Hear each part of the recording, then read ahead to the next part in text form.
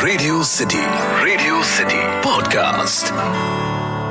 ऐसे तो हमारी आजादी की लड़ाइयों की कई इंटरेस्टिंग कहानियां हैं, किस्से हैं, पर 1911 का एक ऐसा वाकया है जो इतना मशहूर नहीं हुआ।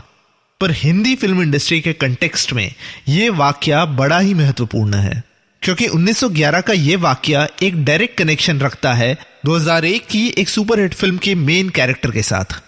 बात है 29 जुलाई 1911 की। ये वो टाइम था जब अंग्रेज इंडिया पर राज करते थे।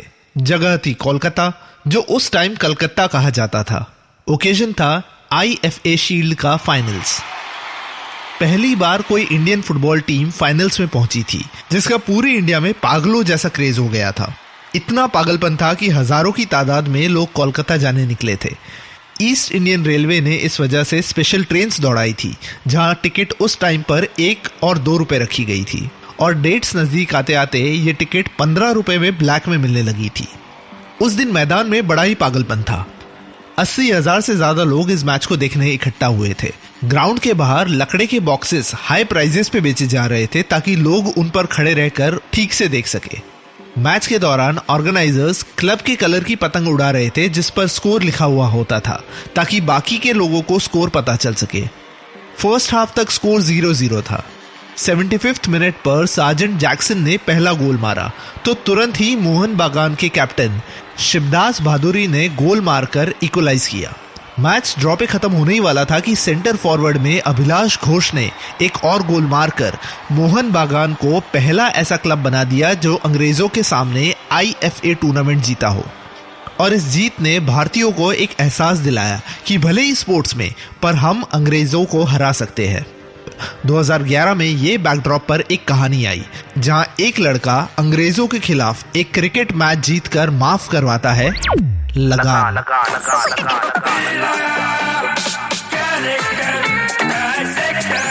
Character dissector with Atiq. Radio city पर मैं हूं character dissector Atiq. Hindi film industry का one of the most known characters Bhuvan. Bhuvan यानी वो जो उस टाइम के यंग ब्लड को रिप्रेजेंट करता था, जो ये बिलीव करता था कि आजादी उनका अधिकार है और वो किसी के गुलाम नहीं। 2001 की ये फिल्म सुपर हिट हुई, मेनली क्योंकि ये फिल्म ने 2 चीजों को मिक्स किया, क्रिकेट और फिल्म्स। ऊपर से देखा जाए तो भुवन का ये कैरेक्टर बड़ा ही इंटरेस्टिंग है। एक एक करके भुवन सबको ये यकीन दिलाता है कि वो क्रिकेट का खेल सीख भी सकता है और अंग्रेजों को उन्हीं के खेल में हरा भी सकता है। अगर आपने MBA किया है तो आपने जरूर लर्न मैनेजमेंट लेसन्स फ्रॉम भुवन पढ़ा ही होगा, जहां बताया जाता है कि किस तरह से भुवन हमें मैनेजमेंट के पाठ पढ़ाता है। Self belief, team work, motivation, identifying the right solutions, turning doubts into your strengths और भी कई ऐसे कंसेप्ट्स। मैंने भी लर्न मैनेजमेंट लेसन्स फ्रॉम भुवन के प्रेजेंटेशंस बनाए हैं। बताया है कि किस तरह से नया दौर फिल्म के दिलीप कुमार जी का कैरेक्टर और लगान फिल्म का आमिर खान का कैरेक्टर भुवन हमें मैनेजमेंट सिखाता है। पर जैसे जैसे मैंने ये फिल्म का रिपीट व्यूइंग करना शुरू किया, मुझे कहीं ना कहीं इस ब्लैक एंड व्हाइट कैरेक्टर में ग्रे शेड्स दिखने लगे। So here are the few red flags raised for the character of Bhuvan. Bhuvan was hot headed, गरम मिजाज का इंसान था, या शायद इमेच्योर भी कह सकते हैं। जब कैप्टन रसल्स अपने ईगो में आकर ये ऑफर करता है कि गांव वाले या तो क्रिकेट का खेल सीख कर उसकी टीम को हराए तो लगान माफ, या हारने पर 3 गुना लगान भरे, तो हमारा हॉट हेडेड भुवन कहता है शरत मंजूर है। बाद में भुवन जस्टिफाई करने का ट्राई करता है कि कोई और ऑप्शन नहीं था, बट फ्रैंकली ये स्पर ऑफ द मोमेंट वाला डिसीजन था, कोई सोचा समझा डिसीजन नहीं। भुवन काफी हद तक लोगों को मैनिपुलेट करता है to be a part of his team. Bhuvan को पता है कि उसे एक बॉलर चाहिए, और जिस तरह से उस फिल्म का कैरेक्टर गोली पत्थर को फेंकता है, वो गेंद भी वैसा ही फेंकेगा। इसलिए वो गोली को मैनिपुलेट करता है, कहता है कि उसका खेत आधा बेचना पड़ेगा और तभी वो उसके बच्चों का पेट भर सकेगा। वो जानबूझकर गोली से मिलने ऐसे टाइम पर जाता है जब गोली अपने बच्चों को खाना खिला रहा होता है, ताकि इम्पैक्ट पड़ सके।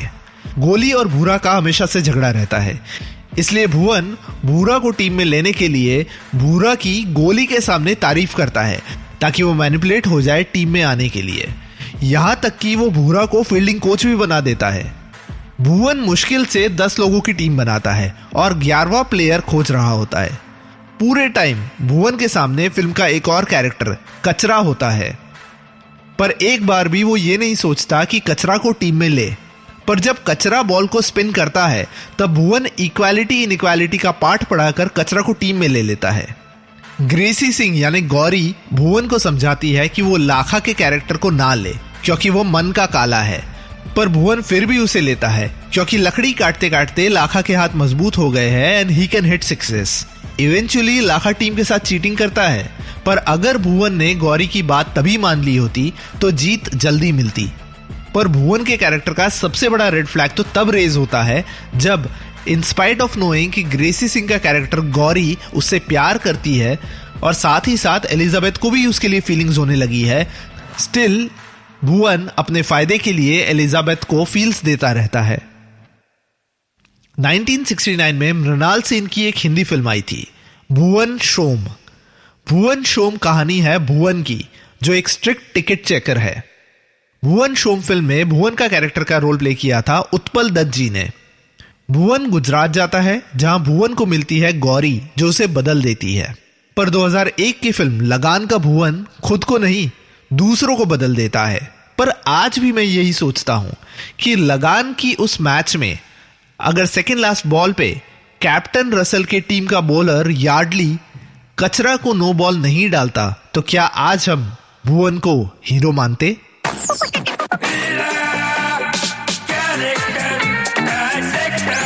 Character Dissector with Ateek. Radio city podcast. इस पॉडकास्ट का फीडबैक देने के लिए मेल करें podcast@myradiocity.com।